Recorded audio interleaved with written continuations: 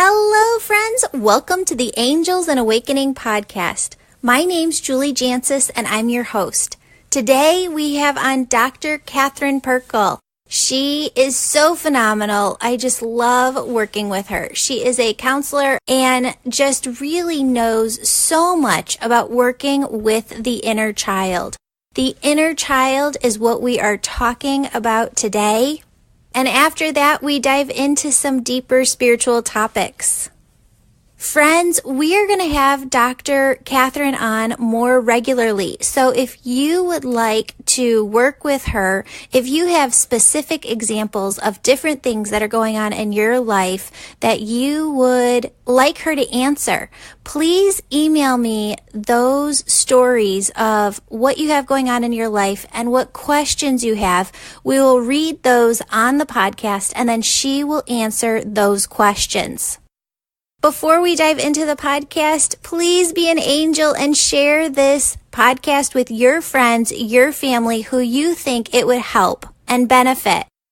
Also, please leave 5 stars. When you leave 5 stars and a positive review here on iTunes, on Google, when you Google my name, Julie Jancis, or over on my Facebook page, what we do is enter you into a monthly drawing to win a free session with me. We've also got some pretty cool stuff coming up in a couple of months, and you're definitely going to want to be a part of this drawing because there is going to be more than one person that's going to start to receive different things from being entered. If you've already left a review, thank you so much. If you haven't, definitely leave that review. If you put it all 3 places, you will be entered 3 times. Also, friends, the way that I support this podcast and the money we use to support this podcast all comes from you booking a session. If it resonates with you, if you feel called to have a 25-minute or 55-minute angel message reading with me, you can book one on my website, www.jancis.com. That's my last name.com. All right, everyone, without further ado, here is the interview with Dr. Kathryn. Hello, everyone. This is Julie and Dr. Kathryn, and we are on this call today to talk to you about the inner child. We've had some technical difficulties today, so we're just going to hop right in to the inner child and start talking about what that is, how we can work with it. The way that it presents itself in my work is when you get 2 different chakras, they hold different information. Different angels work with different chakras. And in the solar plexus chakra is where I find inner child work, if there is any. If there is inner child work, Archangel Michael is always there to help us with it. So we have on Dr. Kathryn Perkel. Dr. Kathryn, thanks for being with us. Hi. Absolutely. Thanks for having me. Of course. Now, you work with the inner child, too, a lot. And I want to start out by sharing with our listeners, what is the inner child? So I would say that, the inner child is just that small, more vulnerable part of ourselves that, and I like to sort of frame it as, we always have experiences early on that sort of shift our perspective in terms of like beliefs about ourselves, others, and the world. And a lot of times, whether it be something traumatic or really sad, that there's always those moments in time when sort of how we thought and felt about the world is suddenly different.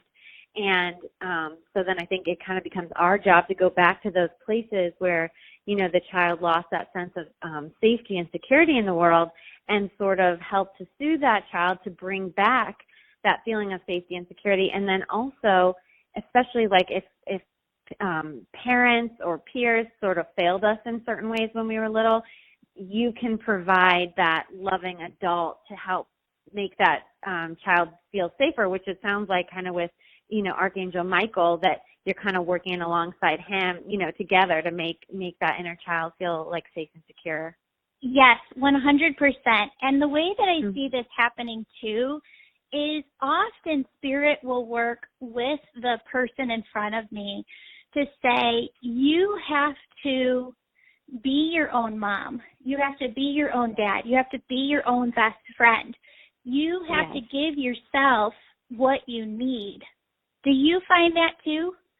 Absolutely. And I feel like, and I know it's so interesting because I know we didn't bring this up at the beginning, but I went to Julie's angel school this weekend, and it was really cool because I felt like I got to learn how to access those parts of self sort of in a different way, like accessing through the chakras rather than, so typically what I do in session, instead of reading the energy, is going through guided meditations with my client. And, you know, what I find is when we're in that meditative place, you can, one, find the inner child, you know, find what's going on with them. And then at that point, you kind of start to establish that relationship where, like, I would imagine when you're doing, like, the Reiki work, you're sort of imagining the repairing that's happening. And then with the guided meditation, it's a very similar process where my imagination is actively working, but, you know, I might be like saying saying some of that stuff out loud, but I think it's all sort of the same process. Yeah, absolutely. And I think what happens too is a lot of people tend to think of the imagination as a child's plaything, right? And what we talked about in the angel school is you have to understand there is no difference truly between the third eye and the imagination except vibration.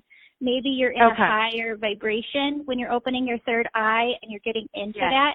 But the way and the tool to build that ability within yourself is to use the imagination, because Spirit comes through all the time in sessions to say, why did you go out and buy that house? You know, why did you get that job? Why did an inventor create this? It's because they saw it in their mind first. And if you can't build it in your mind, you can't create it in the physical realm.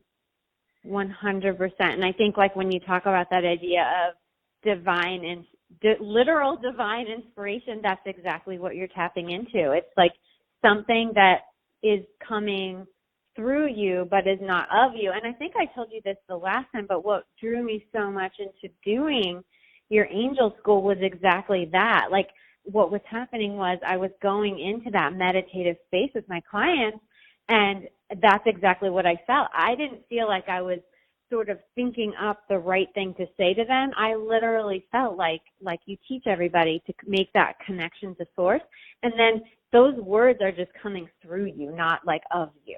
You know what I mean? Exactly. I know you know Yes, that's my entire life. Yes, no, that's totally it. So when you look at the inner child, what I really see is almost a thermometer, right? Of you could have a little bit of inner child issues to work on. You could have a ton to work on, and it could be really taking a toll on your adult life. So let's really talk about those who have medium to severe inner child work going on that they need to do. Where do you start, really, and what are the questions that you ask to really break into healing that inner child?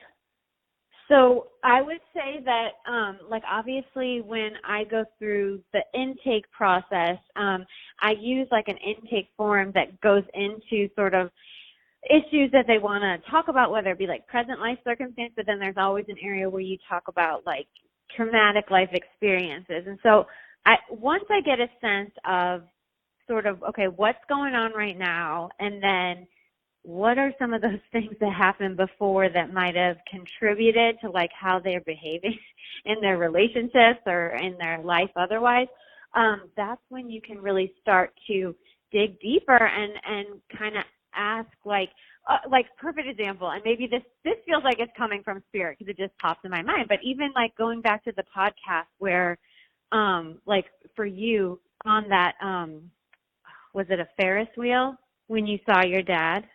Yes, when I was on the Ferris wheel and I saw my dad kissing another woman in 3rd or 4th grade. Yes. Yes.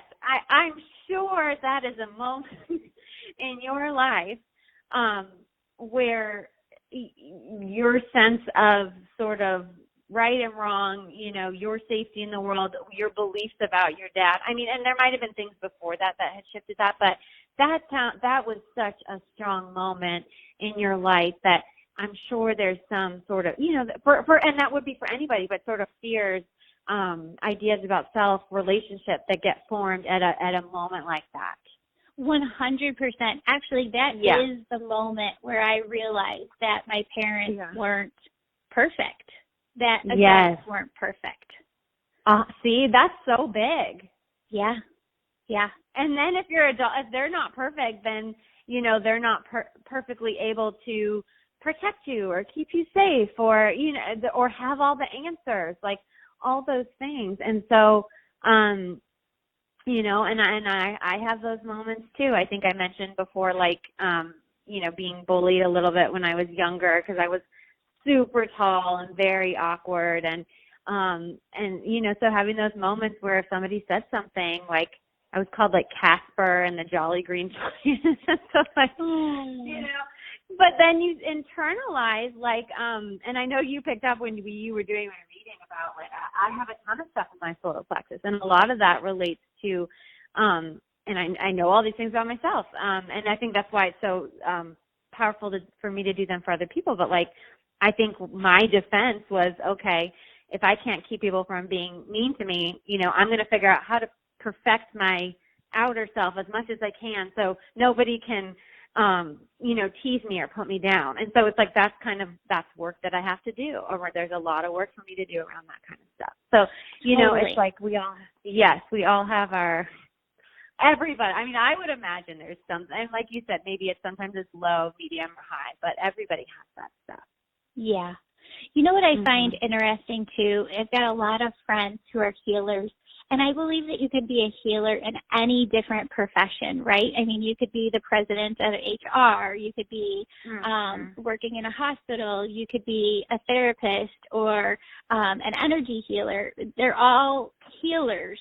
And what I find is that most times healers have been through an extraordinary amount of different circumstances, heavy circumstances in their life in order to better prepare them for the clients that they're going to have, to teach their clients and to help their clients. But 100%.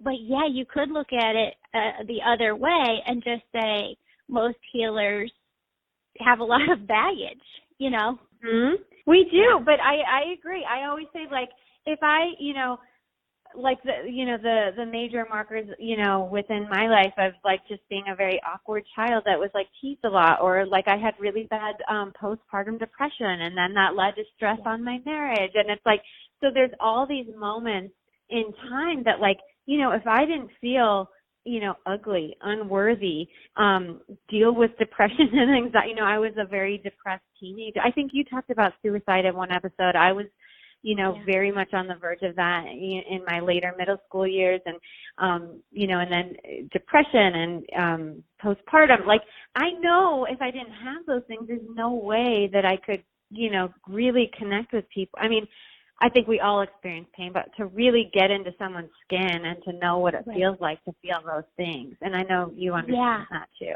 Yeah. Oh, totally. And I've actually gone into this in meditation. And when you go into things in meditation, you can go into them on such a more deep, profound level. And when you go into this, what I find is that there are vibrational frequencies that we don't have names for. And think about it like this. We call sadness. We know what that is, but really what is sadness? It's a vibrational frequency. We call happiness or elation, this happiness, this upswing that we get.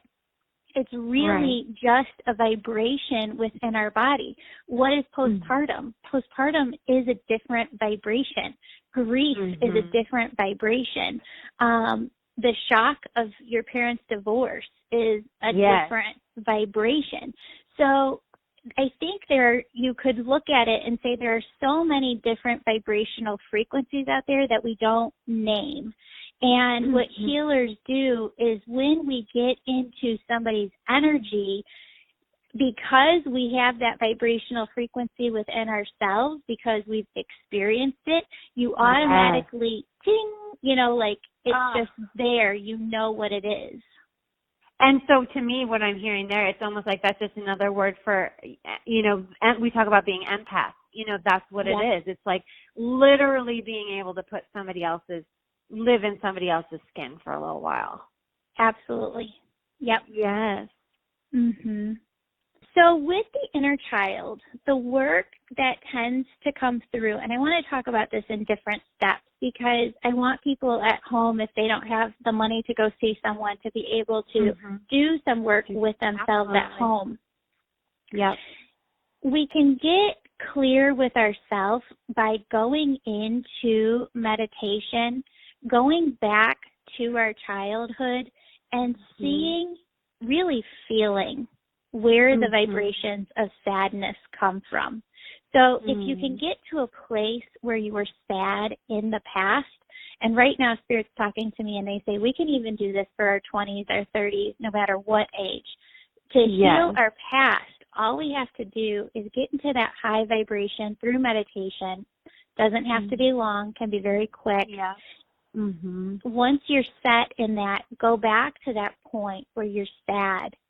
And what I find a lot of times, and I didn't know this before I started doing energy healing, most times I can't connect what's going on in my life to a thought first. I have to find the feeling first.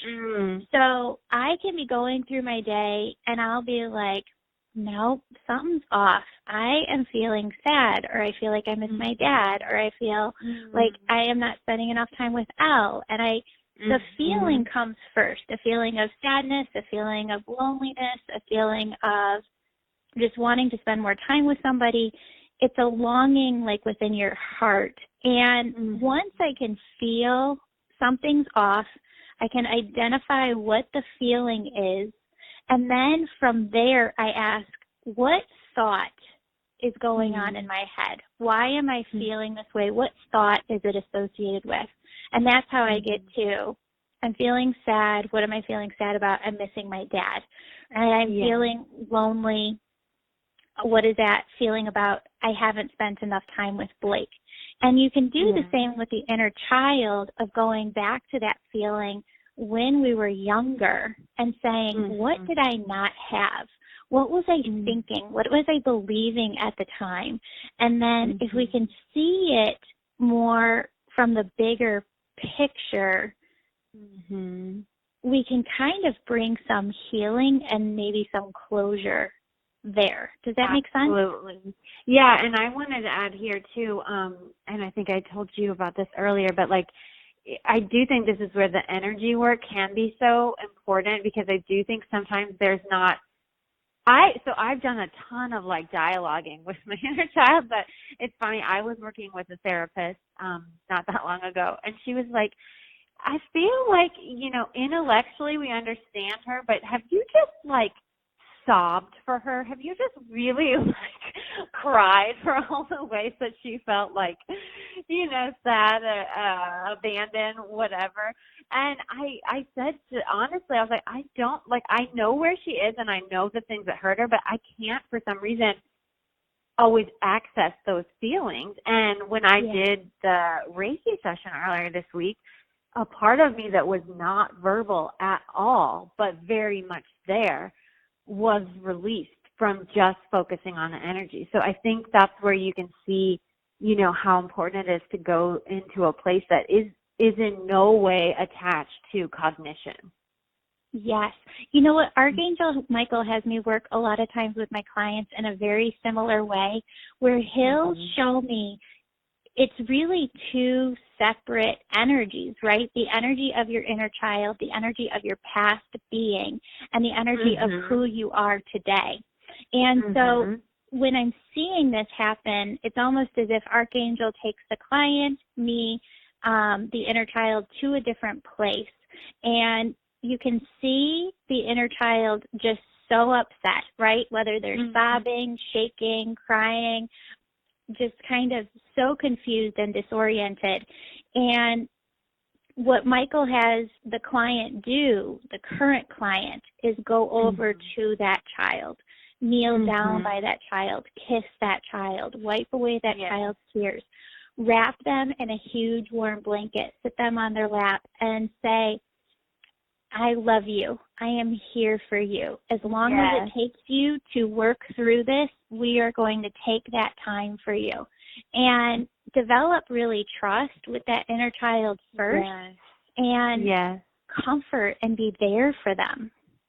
Well, what's so cool about that, and I don't think I had the words for it, but before you talked about Archangel Michael and how much he comes in the that solar plexus area, but I feel like, and I know you said that he is somebody that does work with me, and it's so funny how intuitively through my meditative work, that's exactly what, if I'm taking someone through a guided meditation, that's kind of exactly what I'll say. I'll say, let the child be the guide, let her or him tell you the ways that she's feeling scared or needs to be comforted.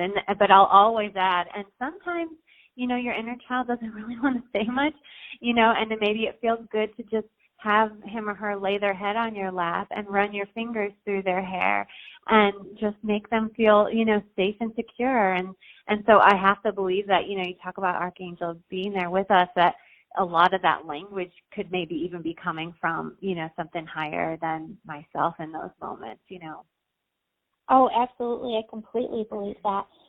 Well, it's interesting, too, with the angel school because really whatever is your unique spiritual gift comes out, and there are some people who are more hands-on healers, and there are more people some people are more inclined to the messages, and it's not one particular way is right or wrong. It's just it is whatever your gift is, and that's what you're supposed to work with. And I forget where we were going with this. What did you just say? I was just saying how I think Michael has been with me, and that like when we were talking about sort of me guiding clients in meditation, like so much of that I don't feel is you from me. Exactly. Well, and that's where I think too your gift is really that intuition and bringing through those messages as well. And that's just unique to you. So I want to talk about this because I almost feel like there are people who have been emailing in, and some days there have been over like 100, people asking questions or sending in emails via Instagram, Facebook, over Gmail, and it's been hard to keep up with just the influx of information, which is why I hired an assistant, but still you try and get back to everybody all at once. I'm sure you're popular, Julie. No, I don't mean it that way. I just mean like sincerely from my heart. Like I want to. You should celebrate it though. It's your vibration is resonating with other people. I totally hear what you're saying.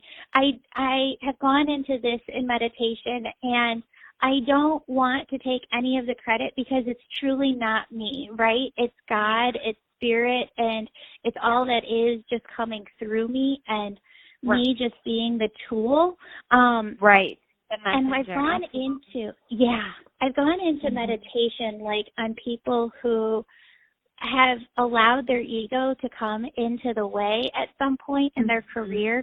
And at the point where your ego becomes inflated, what happens is you're not able to reach that highest vibration anymore. And so I totally hear what you're saying, and other people have said, you're doing a great job with this, and all of the credit, all of the glory goes to the other side because this isn't me. This is just me being a tool, and I just feel very blessed to be that tool. Absolutely. Yeah.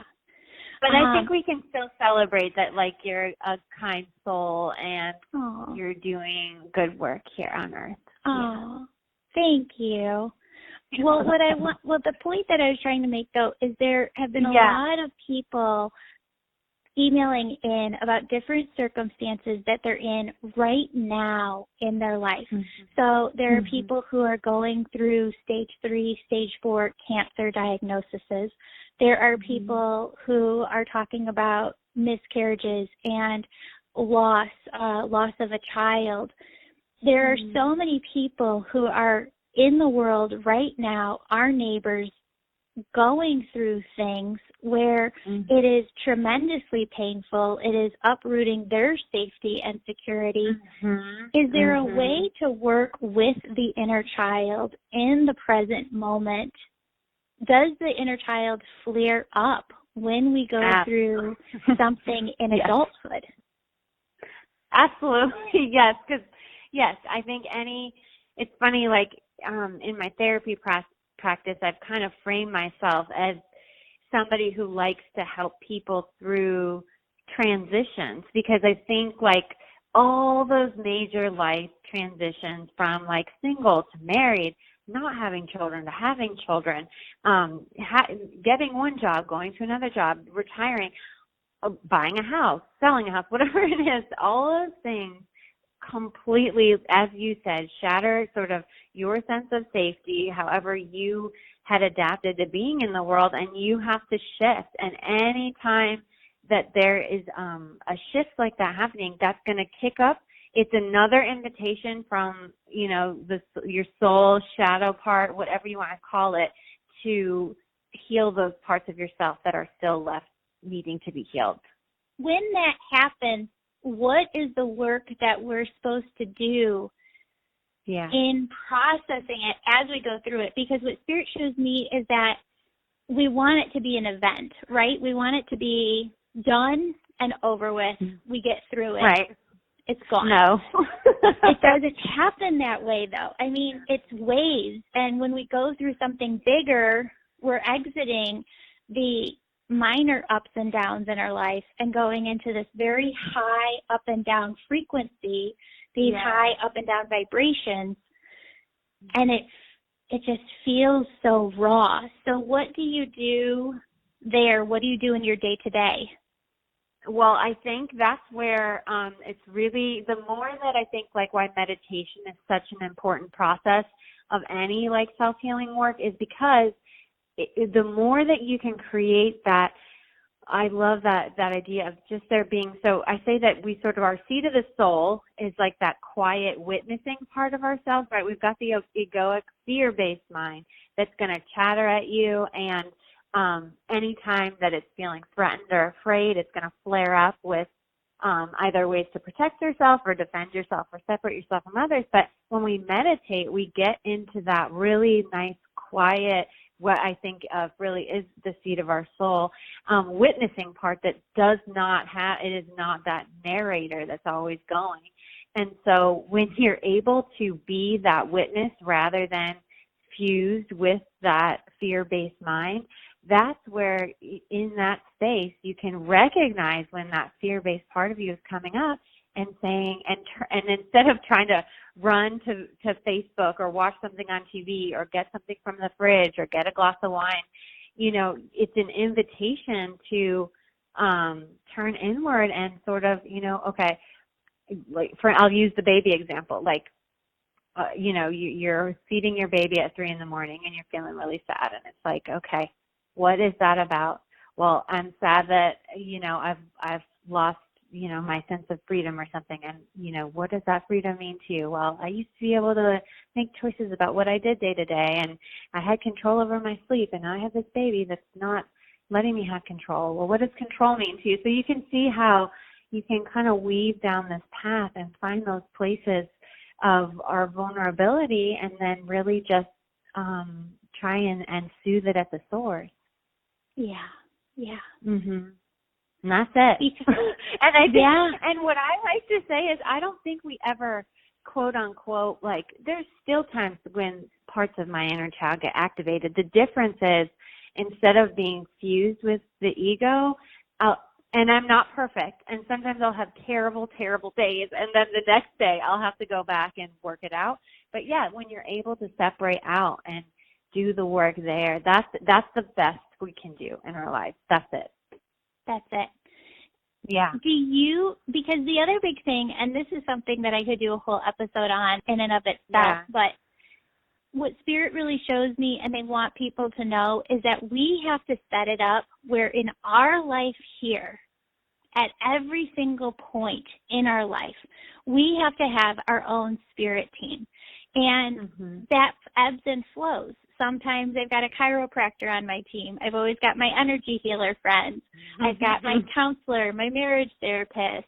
You know, and we have to build up our team for ourselves here because we're always going through different things and we don't know who we're going to need. Do you find that too? Yes, and I think, like, you know, unfortunately, as a society, like, we used to live in little villages where, like, all those spirit team members would be just, like, right in walking distance from your little, like, hut or whatever, and we live in a much more sort of isolated society in the modern world, and so you have to be really mindful and intentional about setting up those spaces. The other outlet that I think is so important is, and I don't know, like, how you're sort of always tapped into your creative source, I would say, but, like, I think a creative outlet too, especially for, like, empaths and intuitives that I'm sure are mostly drawn to your work. I think, like, when we can tap into our creative self, that's another. A lot of times I think when we're, like, hurting and aching or in depression or anxiety, it's like that creative spirit that's just feeling really, you know, squashed. Not heard, not seen, not felt. Yeah. Well, and that, you know what, you just hit the nail on the head because that is such a huge part of where we are today as a society. We have squashed that in so many ways where we're busy doing so many different things that we really don't want to be doing. We don't want to have our energy zapped when we go into Facebook. We always just want to see a couple of pictures of our loved ones and get out. Yeah. But you can't. You know, you get sucked into all these different stories. And then we start to feel resentful of the ways that we're spending our energy. And really what's needed is for us to understand that big picture. We are both creators and beings. We need time to just be. I read something on Facebook that said, it's okay. It can be a great channel of information. Like, you're on there, but you know what I mean? Putting on art. It's like, it's wonderful if you use it in the right way. Totally. Anyway, totally. Yeah. But it was saying that this study showed, I'm not going to get the numbers right, but it was something to the effect of if you spend 15 minutes in silence a day, it doesn't matter whether you're 50 years old. I don't know what the age they put on it, but you can have the mind of a young person. You need 15 minutes a day. And everyone can do that. Yes.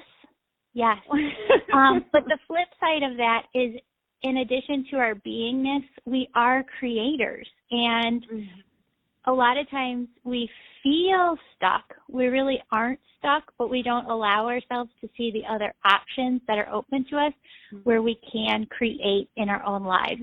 Yeah. And I think, like you said, it's also being creative about that. So, like, even when, like, you were starting up your business and you were working part-time, like, I'll encourage my clients all the time. I'm like, you know, we don't have to, for one, like, if it can become your career, amazing, good, and that might happen. But for others, like, you know, I also feel like on the social media where everyone's like, you know, chase your dreams and blah, blah, blah, blah, blah. That can also create so much anxiety about, like, oh, well, I'm not living my best life, so I'm just wasting it, and blah, blah, blah. And I think it doesn't, I also don't think it has to be black or white. Like, maybe you have to go to that bank job from 9 to 5, and then, you know, from 6 to 9 twice a week, you jam on a guitar with a few people in your basement or something. Like, I think there's so many ways that we can, you know, access and honor those parts of ourselves. And then if employment can come along with that, great. But I think it can be a mix of things too. Yeah. Absolutely. Yeah. Absolutely. Mm-hmm. You've got little kids, right? I do. 2 little boys. Because my daughter's 8, and she's so into this show that's called Who Was. Have you heard of this one? It's on Netflix. No. Okay, so it's really awesome. It's like, remember A&E Biography that everybody was so into in like the late 90s? Yes. It's like that, but for kids. And they make the stories fun about people in history. And then they have this whole... really good. Oh, I know. It's amazing. They have this whole card game, and they also have books. So at night, we've been getting into this routine where we read together as a family for half an hour in bed together every night. Mm-hmm. And we've been reading the Who Was books. And it's so fascinating because we're reading the one on J.K. Rowling. Yes.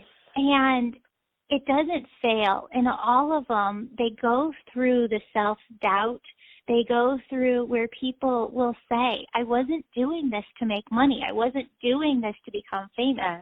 I was doing this because I had something within me that I had to create. It was alive in and of itself, and I just had to bring it into the physical world and birth it.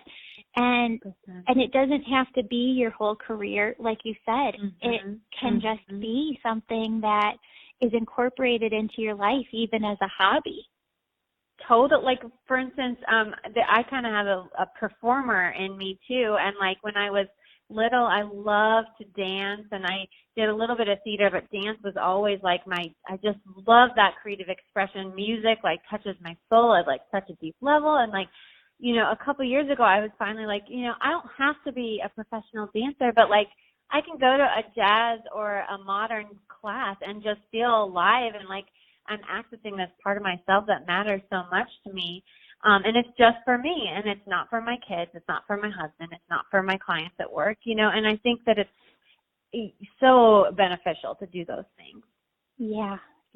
And I find that too in most of the stories that I hear about us as human beings and just going through our lives and losing ourselves in one way or another. And when we come back to ourselves, just realizing how important those classes are, even if it's 1 or 2 nights a week, even if it's 1 night a month, to just reinvigorate that passion within you.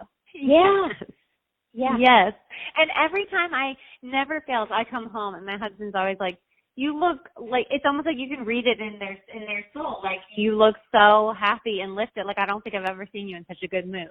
You know? Aww. You have to have that. Yes. And it's so good. Yes.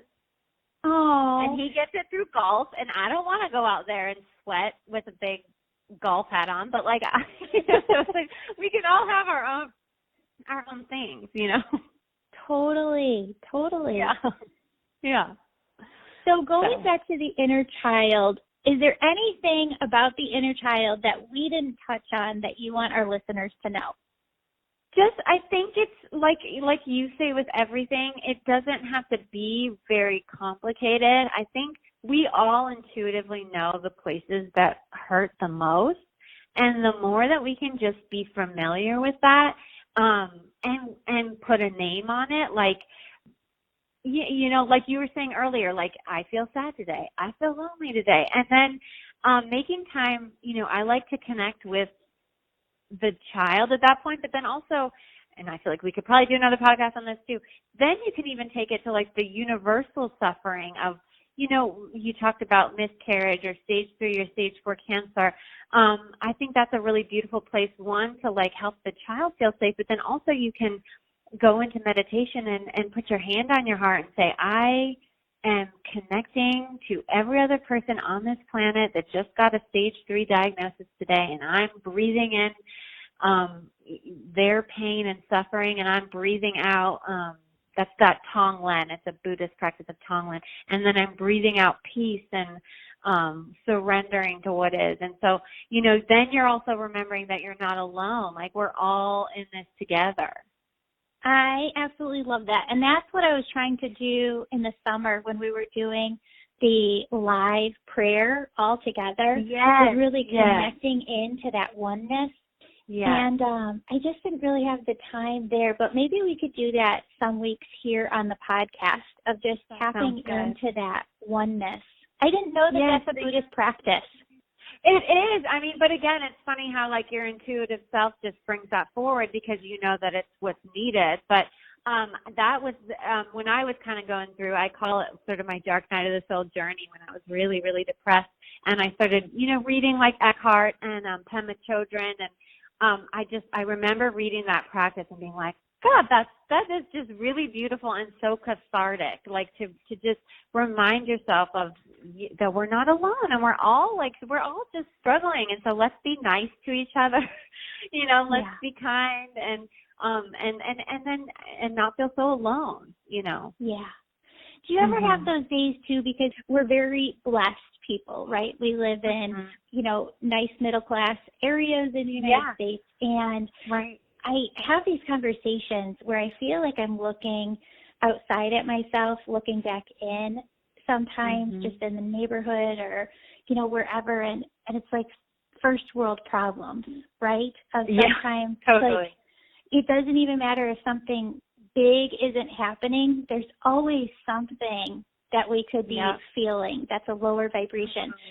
So how do you work with that and shifting, do you tap into, because we don't want to go into a low vibration and say, what I would say there is that you never should diminish your own suffering, because suffering is suffering regardless of whether, that's kind of where I look at, like the Maslow's hierarchy of needs. Yeah. And, you start at the bottom with the survival needs, and then you go up to safety, and then you go up to self-esteem. And then when you get to the top, that's when you're doing a lot of this self-actualization work, right? Like what we're doing here, you're kind of doing that spiritual self-exploration. But what I would say is whatever level you are in that triangle, you're going to suffer the same. The needs that you're trying to meet are different, but it hurts all the same. Does that make sense? Yeah. It really does. It really does. Yeah. It's a hard thing to grasp because once you can feel energy, and you're going to feel this because you went through the class, you can't unlearn it. So now it's always with you. And it's almost as if you know that the problems that you're going through aren't that big, right? But you feel the energy of it, and it feels lower. It's there. It's strong. I have to say it is different, though, when you go through something that pulls you down. Bigger issues relate really to your root chakra. So if you do get a cancer diagnosis or if something big happens. Yes.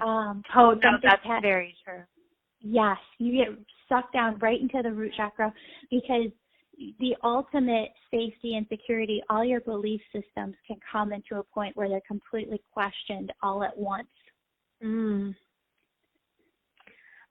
then I think, and then that's where, and it's just funny because I've just been on this journey, and you're definitely you've become a part of that journey. But I think if you are struggling there and you're in that root chakra of your literal survival and wondering sort of what does happen, after we die, even if on a intellectual level you have an idea, but to really feel it, I mean, that's where I think pulling in some, I love reading books on, near-death experience, or I think we talked about Journey of 1,000 Souls, books where, hypnotherapists have channeled people or channeled spirit through the other side, but just really anchoring into all these stories of, life going on, and that there is a bigger purpose to whatever your individual suffering is than we can see in that little microcosm of our life at the moment. Yeah, that's well said.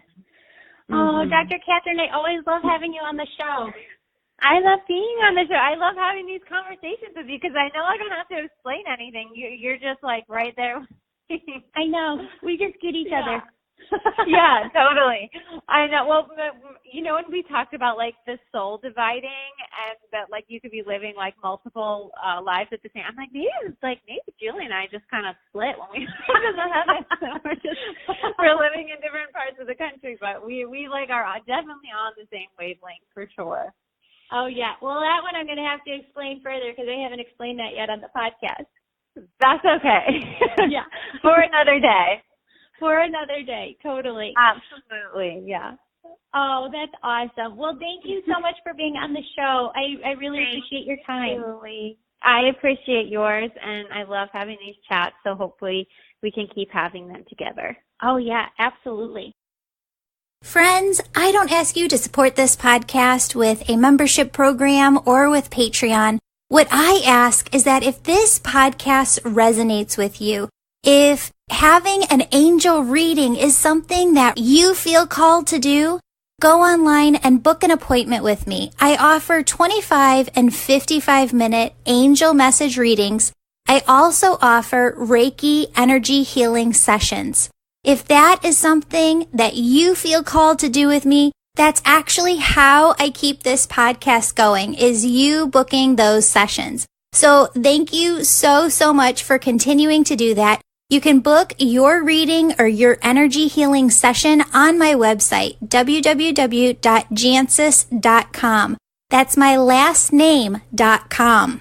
I've also got the Angel School coming back up in November. If the Angel School is something that you've been interested in doing, in learning how to bring through messages from loved ones and angels on the other side, and learning Reiki energy healing simultaneously at the same time, we do have the November Angel School on November 16th and 17th.